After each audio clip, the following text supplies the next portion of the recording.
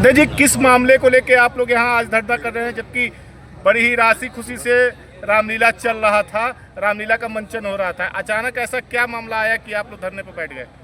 ऐसा मामला इसलिए आया कि दिनांक हमारी लीला 29 तारीख शुरू होती थी। मैं 20 तारीख को ही नगर आयुक्त को मैं अपना पत्रक दे दिया।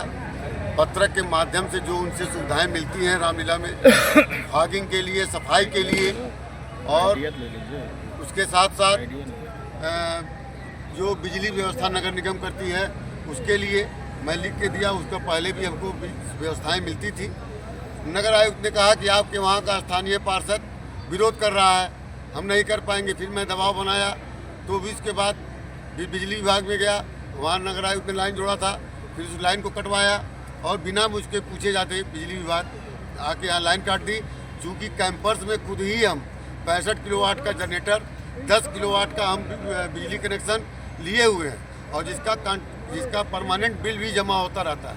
कहीं से किसी प्रकार की अनियमितताएं नहीं है और कमेटी स्वतः अपने संसाधन से, चंदा के माध्यम से और अपने संसाधनों के माध्यम से सारे कमेटी के खर्चे को वहन करती रहती है। फिर भी जो है स्थानीय पार्षद हर तरह से जो है सनातन, चूँकि स्थानीय पार्षद सपा समर्थित है, सपा का व्यक्ति है और सपा में वो पहले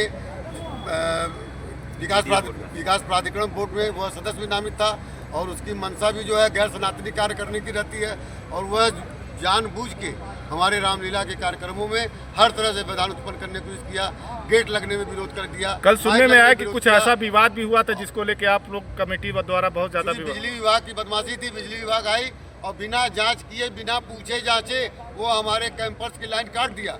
क्योंकि हमारी लाइन ऑलरेडी पैसा जमा था, सब कुछ जमा था और जो भी सरकारी पोलों में सरकार द्वारा लाइन दी जाती है वो भी लाइन काट दिया।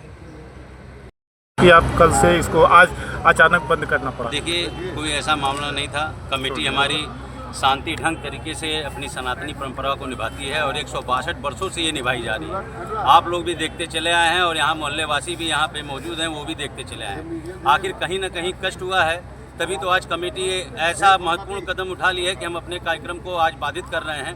कहीं ना कहीं इसका सबसे अधिक तकलीफ इस कमेटी की होगी जो तन मन धन से आज सालों से तैयारी करती है, तब इस कार्यक्रम को आयोजित करती है। और एक पार्षद इतना भारी, सपा पार्षद इतना भारी पड़ जाता है कि प्रशासन रूप से प्रशासन भी उसकी मदद करने के लिए खड़ा हो जाता है। मैं तो समझ ही नहीं पाता हूँ कि प्रशासन किस तरीके से सफाइयों की मदद कर रहा है, वो भी योगी जी के शहर में, योगी महाराज जी की इतने कड़े व्यवस्था के बाद।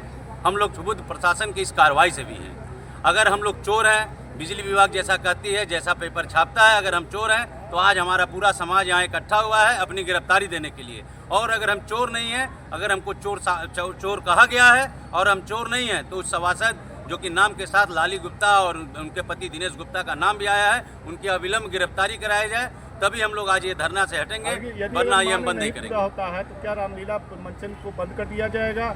और यदि बंद करते हैं तो इसका काफी नुकसान होता है। देखिए, नुकसान हम कभी चाहेंगे ही नहीं।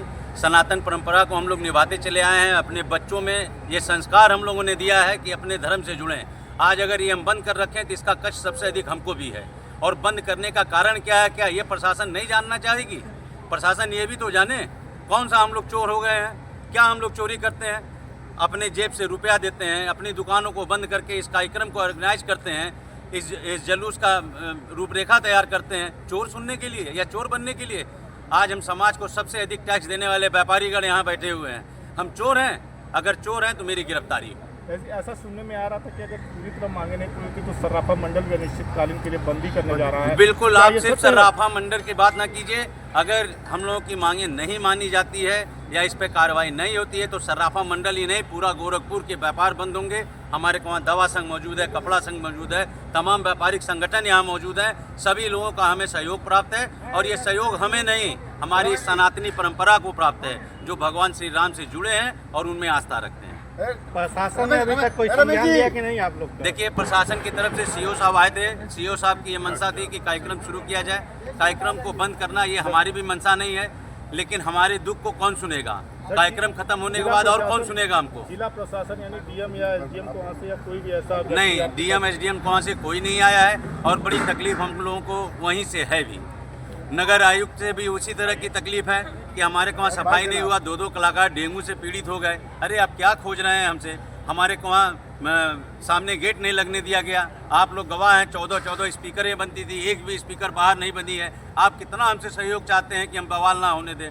हम तो हर तरीके से हाथ जोड़ के खड़े हैं, चलो भाई ये नहीं होना है, ठीक है नहीं होगा, ये भी मत कराइए, ना कराएं। अब कैसे सहयोग हम करें? और हम गुंडा बदमाश तो है नहीं भैया कि हम अपनी बातें गुंडाई से करें। हम अपनी बात शांति ढंग से ज़मीन पे बैठ के महाराज जी से अनुरोध करके ही आपके माध्यम से कहेंगे।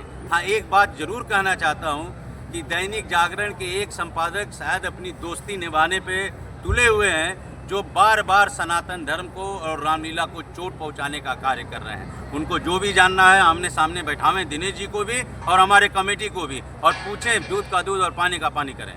धन्यवाद। यानी अभी तक जब तक नहीं मांग होती तो बंद आप लोग निश्चित काल पर जा रहेंगे? देखिए, अभी तो हम लोग कार्यक्रम को स्थगित करने की बात कर रहे हैं। अगर हमारी मांग मानी जाती है तो हम लोग को मंशा बिल्कुल कार्यक्रम को खराब करने की नहीं है, क्योंकि हम कार्यक्रम प्रेमी लोग हैं, हम धर्म प्रेमी लोग हैं। धर्म को खराब अनुसार तो समय हो गया है। देखिए, समय हो गया है, हम अपने परंपरा के अनुसार भगवान की आरती कर ले हैं, करके भगवान से हाथ जोड़ के माफ़ी मांगे हैं आज के कार्यक्रम के लिए। लेकिन इसके बाद भी अगर शासन प्रशासन नहीं सुनता है तो कल रावण दहन और राघव शक्ति मिलन का कार्यक्रम हमारे वहाँ से नहीं किया जाएगा। सर, इससे पूरे तो दशहरा मेले पे प्रभाव पड़ जाएगा? नहीं, बिल्कुल हमारी ये मंशा नहीं है। अगर शासन चाहती है कराना तो आवे, सर, हमारी बातों को परंपरागत सुने रही है, और चीज़ों को ये करावे। रामलीला बर्डघाट की परंपरागत रही है कि दुर्गाबाड़ी और राम जी का मिलन होता जी। है, और ऐसा नहीं होता है तो क्या जनता भी तो मायूस होगी? नहीं, फिर क्या आपको लगता है कि हम ये चाहते हैं कि ऐसा ना हो?